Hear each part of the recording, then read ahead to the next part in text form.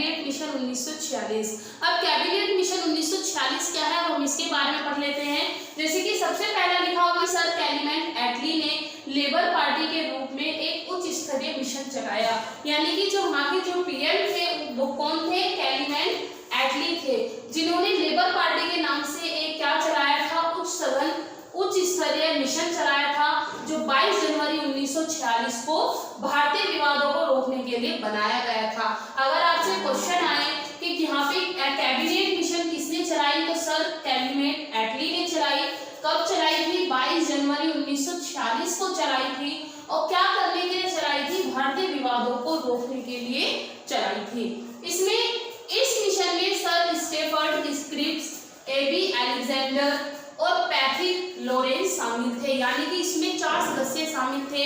इसमें 4 सदस्य थे, पहले तो कैलीमेंट एटली खुद थे, दूसरे थे सर स्टेफर्ड, नेक्स्ट थे एबी अलेक्जेंडर और लास्ट थे पैट्रिक लॉरेंस। जो पैट्रिक लॉरेंस थे वो यहाँ के अध्यक्ष थे, यानी कि इस पूरी योजना के अध्यक्ष कौन थे, पैट्रिक लॉरेंस थे। अब आते हैं 16 मई 1946 को यह योजना प्रस्तुत की गई, यानी कि यह बनी तो 22 जनवरी को, लेकिन लोगों के बीच में ये कब आई, 16 मई 1946 को आई। अब इसमें क्या क्या था, पहली थी इसमें कुछ 7 पॉइंट दिए थे सरकार ने, वो कौन कौन से थे। सबसे पहला था ब्रिटिश भारत और देशी रियासतें मिलकर एक अखिल भारतीय संघ का निर्माण करेंगी, जिसका काम विदेश, रक्षा और संचार विभाग होगा, यानी कि देशी रियासत और ब्रिटिश भारत दोनों मिलकर एक संघ का निर्माण करेंगी, जो यहाँ पे होने वाले विवादों को रोकेगी, निपटाएगी और अपने देश में शांति बनाएगी।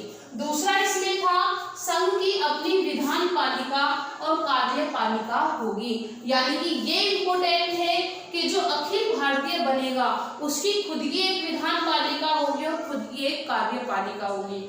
अब नेक्स्ट आते हैं, संघ को अनेक शक्तियां प्रदान की गई थी। यहाँ पे वायसराय कंट्रोलर नहीं था, यहाँ पे उसकी खुद की शक्तियां थी कि वो अपने देश के लिए, अपने राज्य के लिए, अपने संघ के लिए काम कर सकता है। नेक्स्ट आते हैं, भारतीय संविधान के लिए अप्रत्यक्ष चुनाव के आधार पर संविधान सभा का निर्माण होगा, यानी कि भारतीय संविधान बनाने के लिए एक सभा का निर्माण होगा और उसमें चुनने वाले जितने भी व्यक्ति होंगे वो अप्रत्यक्ष रूप से चुने जाएंगे। अब इसमें कुल सदस्यों की संख्या थी 389। इसमें कुल कितने सदस्य थे, 389। अब इसमें से 292 ब्रिटिश प्रांत के थे, 93 देशी रियासतों के थे। ये आपके लिए इम्पोर्टेंट है कि जो भारतीय संविधान की पहली सभा बनी उसमें कुल कितने लोग थे, तो कितने लोग थे, 389, जिसमें से 292 किसके थे, ब्रिटिश के थे और 93 किसके थे, देशी रियासतों के थे।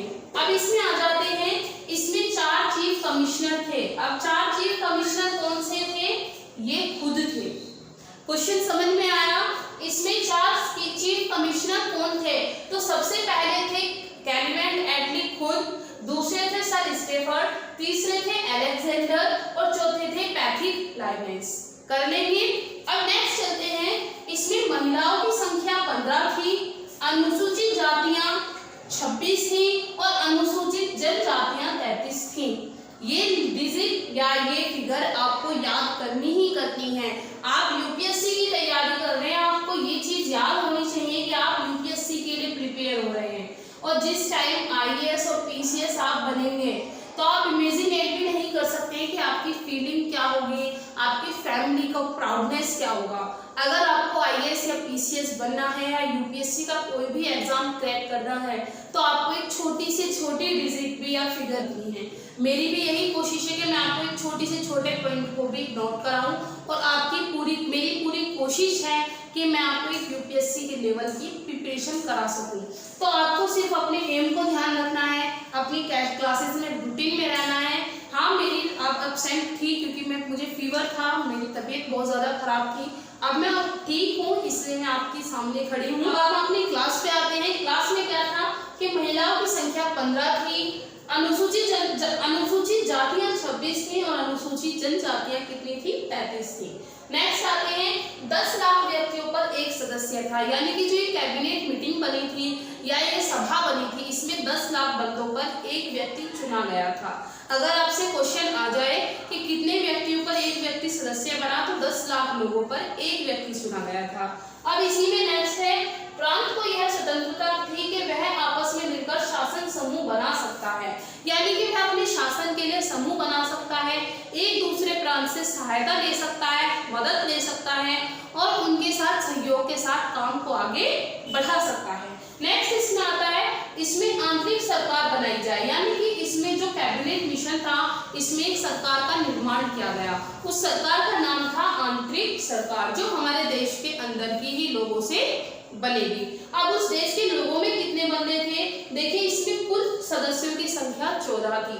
जो आंतरिक सरकार बनने वाली थी, यानी कि हमारे देश के लिए खुद के लोगों की सरकार बनने वाली थी, उसमें कुल 14 सदस्य थे, जिसमें से 6 कांग्रेस के थे, यानी कि हिंदू वर्ग से थे, 5 मुस्लिम लीग से थे, 1 ईसाई, 1 सिख और 1 पारसी था।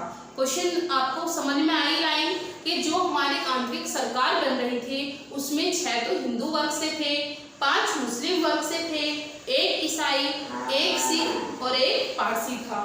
नेक्स्ट इसमें आते हैं, महात्मा गांधी ने इस योजना को सबसे अच्छी योजना कहा है, यानी कि महात्मा गांधी ने इसे सर्वश्रेष्ठ योजना का भी पद दिया है। क्यों? क्योंकि इससे हमारे देश में आंदोलन रुक गए थे, देश के जो वाद विवाद है वो थोड़े से कम हो गए थे, क्योंकि लोगों को उनके पद मिल गए थे, स्वतंत्रता मिल गई थी अपने राज्य के लिए कुछ करने की। तो ये हमारा था संविधान का आज का टॉपिक। अगर आपको समझ में आया हो तो लाइक, शेयर और सब्सक्राइब करना ना भूलें। और अगर आपको पीछे के लेक्चर देखने तो डिस्क्रिप्शन में मैंने लिंक दिए हुए हैं, आप देख सकते हैं। आगे के लिए बेस्ट।